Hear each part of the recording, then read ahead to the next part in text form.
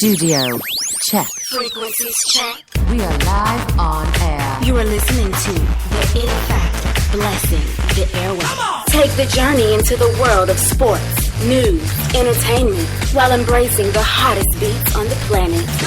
Rocking the mind, body, and with energy, electricity, and a splash of controversy. Now, without further ado, it's our pleasure to bring to you The biggest show in the world. The biggest show in the world. the biggest show in the world, the SBTV Nation.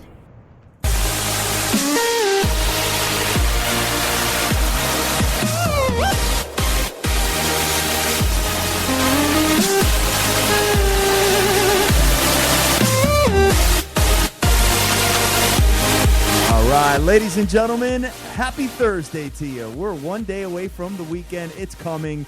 It is warm as hell outside. I'm very happy about it. And I got my man, The Dream, on the line. Kid, what's up?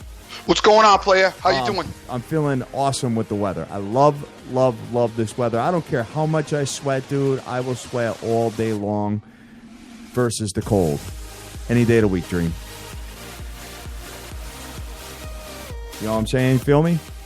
Yeah, no, definitely. I hear what you're saying, and the weather has been outstanding. It's been sunny, hot, about time. We don't get it regularly like some of y'all get it, so we're real happy to get that type of weather right here. Absolutely. Guys, we're live on Twitter right now, and trending live right now, Dream, is Trump in CT.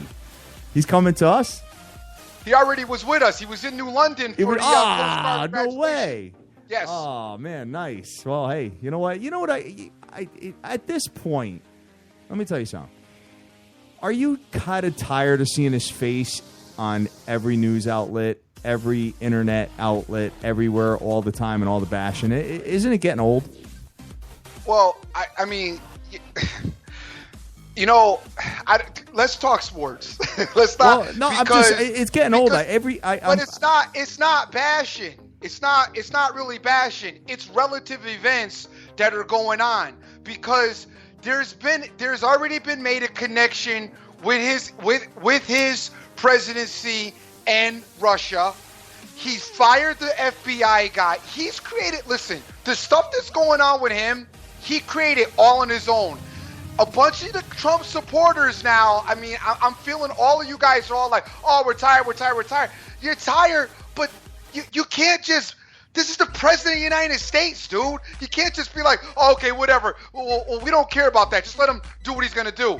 It doesn't work that way. Oh. If the guy has violated policies and broke laws as the president of the United States, then he's got to be held accountable for it. Just like if I go out and run a stop sign, I'm getting pulled over, getting a ticket. I don't get a pass from the president. When they can prove something, then we can have a conversation about that. Because it's just here's the deal. First of all, they already brought forth the information.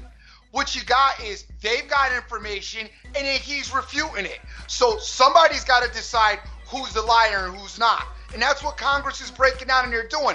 But I would find it off. Don't you find it just a tad bit fishy that he fires the director for the FBI? I don't know, because they said that they said that when he went on the stand, his testimony was completely shaky and he was all over the place. Dude, come on, he had man. But he had no confidence in what he was saying. Here's my deal, Hat. You just became president 6 months ago. How long's that guy been running the FBI? All of a sudden, he's shaky now? Why? Because you're president? I mean, come on, dude. I can tell you.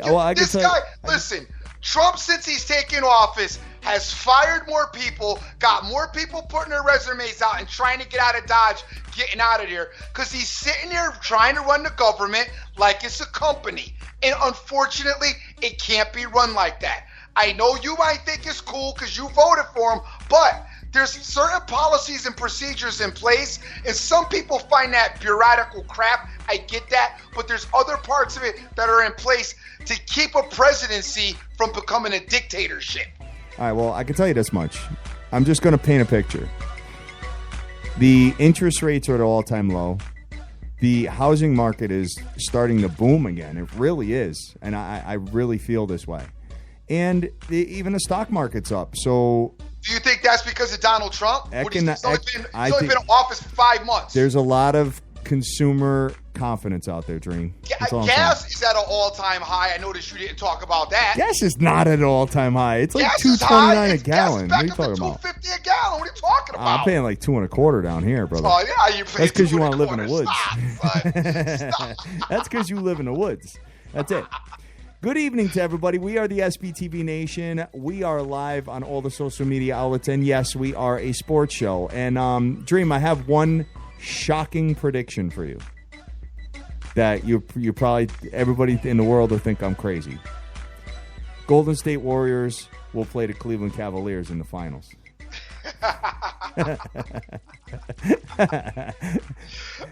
You know what? Hey, listen, does anybody got the testicular fortitude out there whatsoever to take either A, the Celtics, or B, the Spurs? I know you're not one of them, Dream. No, I'm not one. I listen. I've said it, and a friend of mine down the street actually. He's just a Boston guy, okay, and he's true to his Boston roots. He likes the Patriots. He likes the Red Sox, the Bruins, and the Celtics. And I said to him, I said, this series really sucks because Boston, out of all the teams in the East, in my opinion, and you and I have discussed this before, they just horribly match up against the Cleveland Cavaliers. It's just the worst matchup ever for the Celtics against the Cleveland Cavaliers. And of course, because he's a diehard, he just started going into how this guy's good, that's good. And I'm like, dude, stop. I'm like, listen, say what you want. Even Atlanta would have been a little bit more competitive. Not that anybody in the East really was going to beat the Cavs, but Atlanta would have been a tad bit more competitive, is the word I want to use, to me, than the Boston Celtics. I agree, and they had their number. They actually beat the Cavs in the regular season several times. No, I know this. I know this. So, but you talk to some people, and one thing I hate. I'm a Niner fan, but I'm a football fan. Okay, right. So I can pull myself. Like when I saw Colin Kaepernick, I'm like, this guy's not a good quarterback. It wasn't. The Niner fan in me wasn't going to stand up and be like, oh, he's dope. I just hate when people can't, detach themselves from their team or their loyalty to comprehend, what the real sporting event is all about. That just bothers me. I agree with you. Absolutely. So, well, speaking of opinions, Dream, I'd just like to ask your opinion, and somebody wants, who wants it? Fast Eddie wants to know our opinion about your boy LeVar Ball wanting $1 billion for his shoe line. I think he said $3 billion. LeVar Ball is keeping it. I mean, they're keeping themselves. Listen, this is the game called. We're going to keep ourselves relative, and we're going to market our brand, and we're going to try to make as much money for the whole Ball empire as possible. And if we can do that on the coattails of our kid, we're going to do that. Now, I don't necessarily agree with it. Okay, I don't personally. As a father, and as knowing this kid coming up as an NBA player, knowing all the pressures that's going to be on him, I just don't feel it's an appropriate move by him as a father. But that's my opinion. The guy feels like he wants to do it. It's not very much different from what the Kardashians have done over there as far as that's concerned. They're just going to ride the coattails off the kid and try to make as much money for everybody in the family. In the event the pro thing doesn't work out, because that's always the case. LeVar Ball could come out, for first, he could stink, okay, and never pan out as an NBA player. Yep. 2, he could get injured and not work. So part of it I get. Make as much money as you can. In the event that some of those things happen, you have something to fall back on. Okay, I get it, but I don't agree with it. You know how many people are dying for this kid to fail now because of his father's big mouth. And that's the part of it that bothers me, that a father would put his son in that particular type of situation. Not even all the people that want to fail, the players that are going to be, hey, what's your daddy think about this? Hey, he's got to deal with so much daddy work now. Yeah, right. I he got to hear. So if he's not dope. Oh, forget it, dude. I know you might have even players out there like, winking at him and stuff like Of that. course. Winking at his father and stuff like Of that. course. You know what I mean? So, hey, it is what it is. Dream, we have no NBA tonight. All the games are tomorrow, which is Cleveland at Boston. And Saturday, we have Golden State at San Antonio. Now, both teams on the road are favored here, which is surprising for a conference finals. I don't think that's ever happened. With the exception of maybe the Cavs over the last year, when they were in Toronto, I think they were like pick'ems and stuff like that. But -5.5 and -6, they're not. they're calling for sweeps here. The odds makers. Yeah, it looks, it looks sweepish. I definitely think the Cavs are going to sweep. I'm pretty confident the Cavs would sweep. I don't think Boston has any chance in that particular. Just because when you watch the way the Cavs played last night, and you think about this, is what I want you to take into consideration when you talk about the Cavs, gang. You think about the Golden State Warriors come off of their 7-game or whatever their layoff was, and they play the Spurs. So there's some flatness, there's some not being in rhythm, there's some tiredness or whatever you want to call it, and you see the drop-off and you see the Spurs coming in hungry. So now you look at the Cleveland Cavaliers who have even a longer layoff. Right. Okay?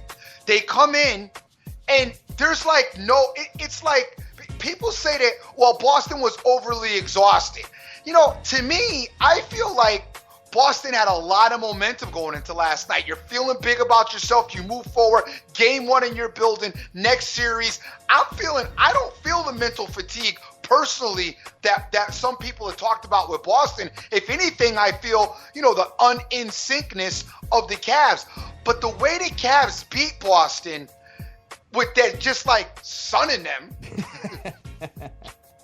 Yeah. With LeBron just, close out. Let me just take the ball at the top and put whoever you want on me. I'm going to go by him and get a layup regardless. And with the inability for them just to get defense, to get rebounds, to play defense. I mean, it's just if you're Boston's head coach today, what do you do? I mean, I don't know what you do, what you dial up, because I don't know what you can do to change things to make it better. The problem is that they have no one to guard my boy whatsoever. No one has any success on Boston ever guarding him. He could just do whatever he wants. And the thing is that, if they want to double team him, whatever, he's going to kick it out to a Kyrie, a Korver, Kev Love. I mean, he's just got – it just seems like it's all kind of coming together with all the rest now. Now, we talked about it, that Cleveland would succeed on the rest. And sure enough, man, they're I'm sure in their brains they would love to sweep as well, just in case the Spurs maybe catch a game or two, maybe at home. They would love. I don't even think it's that either, but I just don't think, when you look at Isaiah Thomas, phenomenal athlete, but he's undersized. Yeah, okay, of course. And his inability to get going, the Cavs are not going to let Isaiah Thomas get loose. The other players around him offensively, Boston presents a lot of problems defensively to teams, but offensively, there's not an awful lot of offensive weapons there. They got Olynyk. That's what I'm saying. And once you shut down Thomas, which he's playing against bigger guards, bigger personnel, they've got really nowhere to go, and that's just a problem for them. And that's why I don't see them winning a game. All right. Sounds good. How's it going in hockey for you? Hockey? Okay. Now, last night, the Pittsburgh Penguins got murdered. Really? The Ottawa Senators came in and put it down on the Pittsburgh Penguins last night. It was 4-0 in the first period. Ooh. It was just a drubbing by the Senators. They just went ham on the Penguins. There's some talk about what's going to happen in goal. Are they going to switch? Are the Penguins going to switch from Fleury to Murray? I mean, I don't think the Penguins are in panic mode. But the way they got beat last night, I don't think that I've seen them get beat like that all season. It was it was bad. The way they're forecasting it right now, being the odds maker, is Nashville versus Ottawa.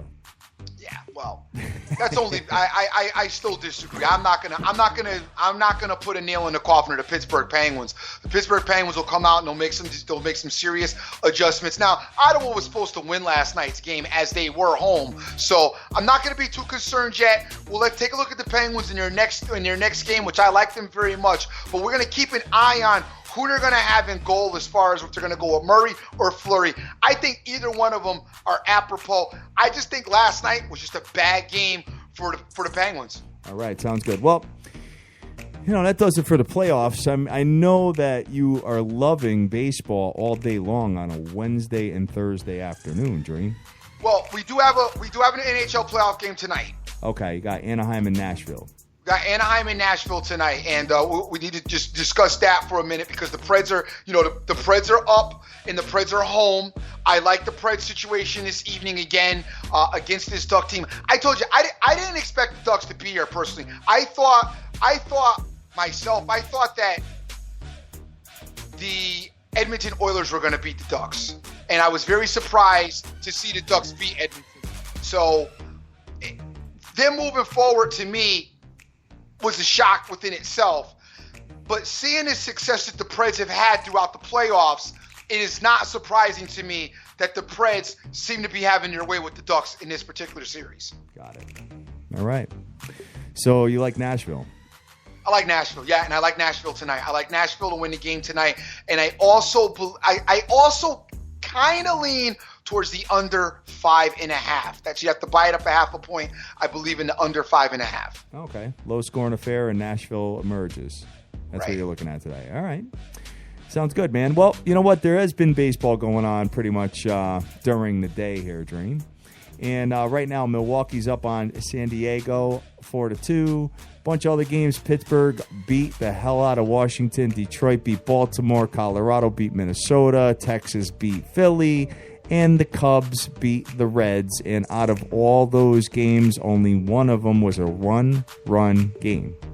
So what that means is that if you picked the winning team out of 5 games here, you won 4 of them with the run line. So you actually had probably plus money in every single situation, Dream.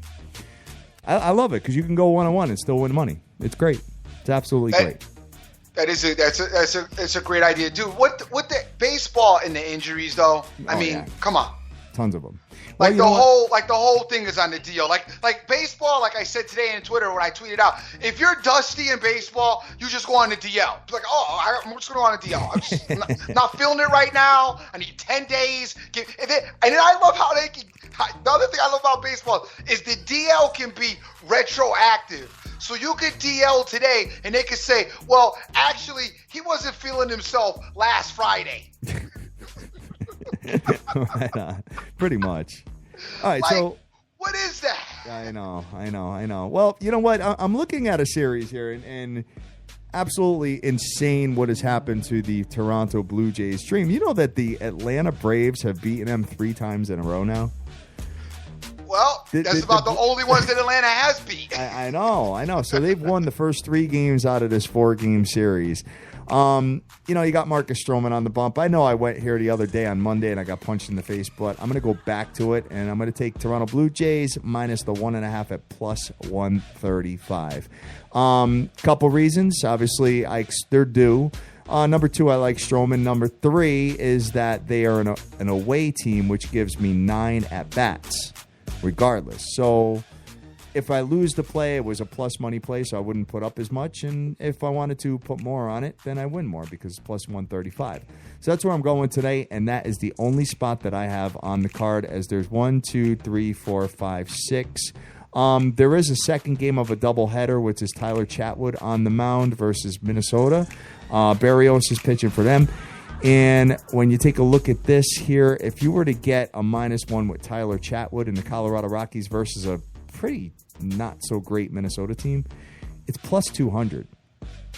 Something to think about as well, Dream. What do you got for baseball? You have anything up your sleeve? As far as baseball is concerned, I'm not getting involved, but I am looking at Sonny Gray tonight on the mound for the Oakland Athletics. He's going up against the Red Sox. I haven't really been impressed with this Red Sox team for most of this season. I know you guys, I know you and Dan like them a lot. Of course. I think they'll be just fine. and you guys think they'll be just fine. I've been somewhat not as impressed as you are. Sonny Gray's 0-1 with a 3.78 ERA.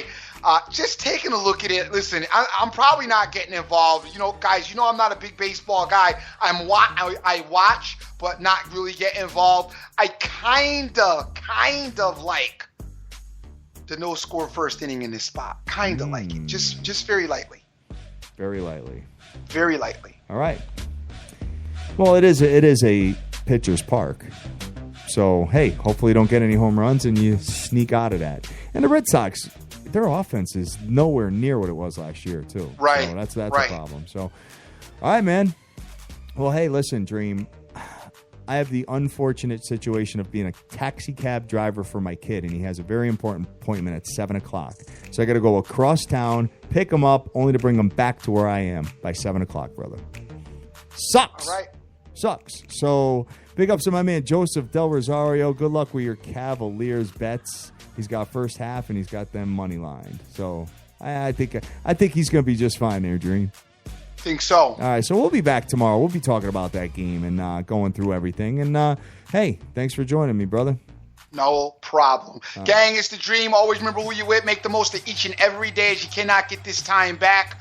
We've got, for the evening, I like the Nashville Predators, and I like under 5.5, and I like very lightly, no score first inning. We're going to take a shot with Mr. Sonny Gray and Velasquez. Peace out. All right, sounds good. I'm going Toronto Blue Jays on the run line. I'm going possibly Rockies. I think I'm just going to play the Blue Jays, though.